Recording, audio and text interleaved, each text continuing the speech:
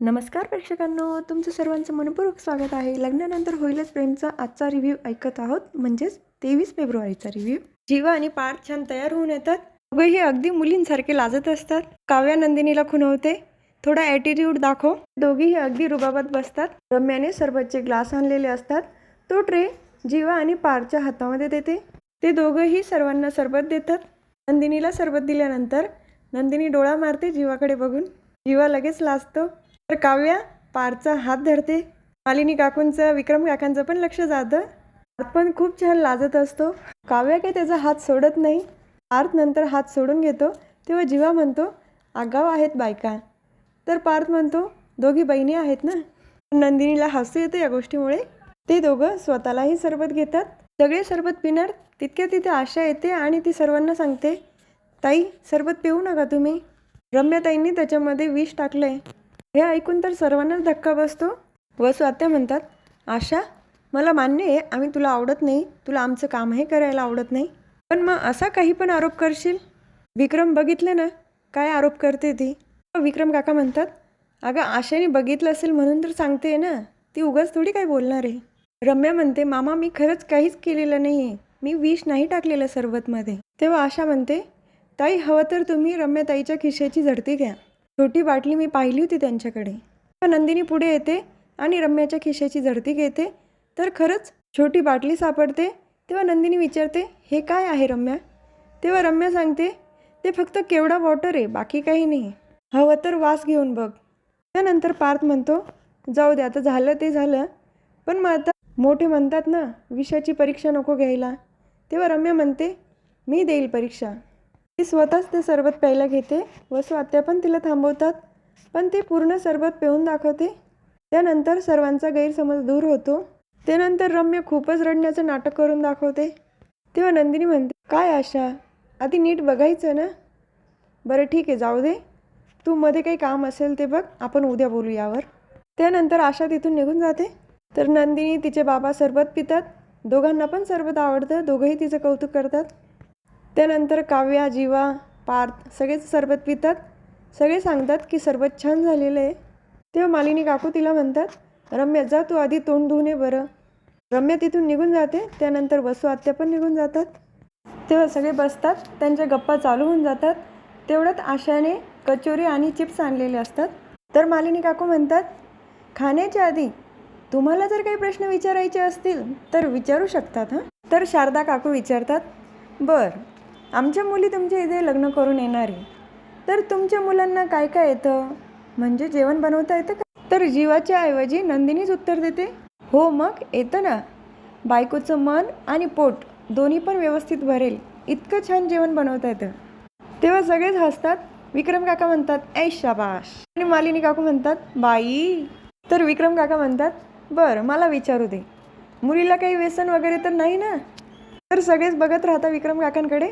तेव्हा पार्थ म्हणतो, नवऱ्यावर फिसकरण्याचं व्यसन आहे, बाकी दुसरं काही व्यसन नाही. काव्या तर खूपच रागाने बघत असते पार्थकडे. तेव्हा तो मालिनी काकूंजवळ येतो आणि म्हणतो, चिडली बरं का आता. नंदिनीचे बाबा म्हणतात, बरं आता खूप झाल्या गप्पा, मला खूप भूक लागली, कांदे पोहे येणार आहे की नाही, का आता कचोरीवर ताव मारू?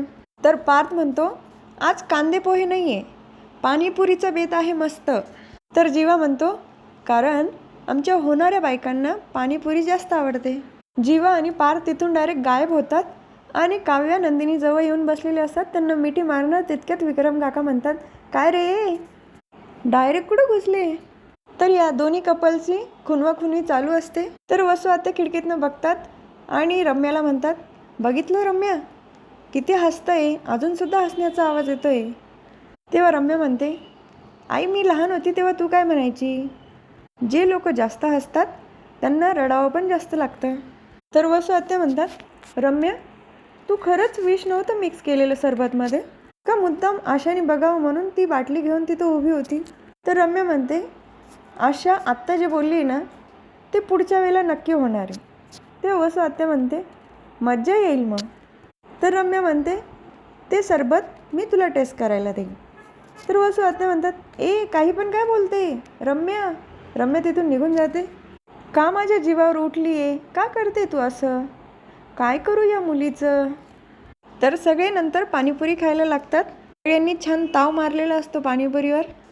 कसं ना प्रेक्षकांनो, पाणीपुरीचं नाव काढलं की आपल्याही तोंडाला पाणी येतं, हो की नाही? सो आता सध्या ते खात आहे तेव्हा आपण नकोच बोलायला. विक्रम काका मालिनी काकूंना खाऊ घालतात, नंदिनी जीवाला पाणीपुरी खाऊ घालते, पार्थ काव्याला खाऊ घालतो, तर धनंजय काका आणि शारदा काकू तेही एकमेकांना भरवतात. रम्या पार्थला खाऊ घालणार, त्याच वेळेला काव्याला ठसका लागतो, तर पार्थ पटकन काव्याच्या डोक्यावर थोडं पाणी टाकतो आणि सावकाश सावकाश करत राहतो. तर मालिनी काकू म्हणतात, बघितलं, तुमच्या मुलींचं आता टेन्शनच घेऊ नका, किती काळजी करतात माझी मुलं.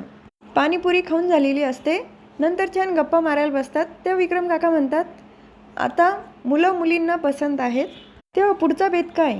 तर काव्या म्हणते, आता पत्रिका. पार्थ म्हणतो, आपण 8-10 लोकांमध्ये लग्न लावणार आहे, तेव्हा पत्रिका कशाला? तर काव्या म्हणते, मला आणि नंदिनी ताईला पत्रिका पाहिजे म्हणजे पाहिजे. लग्न कुठे जरी असलं तरी पण मला वाचायचं ते सगळं, ऐकायचं आहे.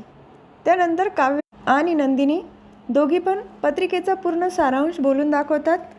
त्यानंतर पार्थ आपल्या सर्वांना लग्नाचं आमंत्रण देतो आणि हो, आपण सर्वांनी लग्नाला जायचं आहे बरं का, म्हणजेच मी सांगितलेला रिव्ह्यू ऐकायचा आहे. पार्थ म्हणतो, सर्वांनी सहकुटुंब सहपरिवार येऊन वधूवरांना आशीर्वाद द्यावा ही विनंती. तर जीवा उठतो आणि म्हणतो, शुभेच्छुक देशमुख कुटुंब आणि मोहिते कुटुंब सगळे हात जोडून आपल्या सर्वांना आमंत्रण देतात, यायचं हं. तर हा भाग इथेच संपतो. पुढील भागात बघायला मिळतं की शारदा काकू मालिनी काकूंना म्हणतात, तुमच्या गुरुजींना मुहूर्त काढायला बोलवायचं का? त्याच वेळेला तिथे गुरुजी आलेले असतात. मालिनी काकू विचारतात, या लग्नात तर काही विघ्न येणार नाही ना? तर गुरुजी म्हणतात, विघ्न येणार नाही, पण निश्चिंत राहू नये. तर मालिनी काकू म्हणतात, म्हणजे? गुरुजी म्हणतात, लग्न पार पडायचं ते पडेलच, पण जुनी दुखणी अजून बरी झालेली नाही. तर मालिनी काकू म्हणतात, जुनी दुखणी म्हणजे? तर गुरुजी म्हणतात, वसुताई आणि रम्या. हे ऐकल्यानंतर सर्वांनाच धक्का बसतो. तर हा भाग इथेच संपतो. उद्या पुन्हा भेटूया लग्नानंतर होईलच प्रेमच्या पुढच्या रिव्ह्यूमध्ये. तुम्हाला माझा आजचा रिव्ह्यू आवडला असेल तर माझ्या व्हिडिओला लाईक करा, शेअर करा, सबस्क्राईब करा, बेल आयकॉन दाबायला विसरू नका. टाटा बाबा अँड टेक केअर.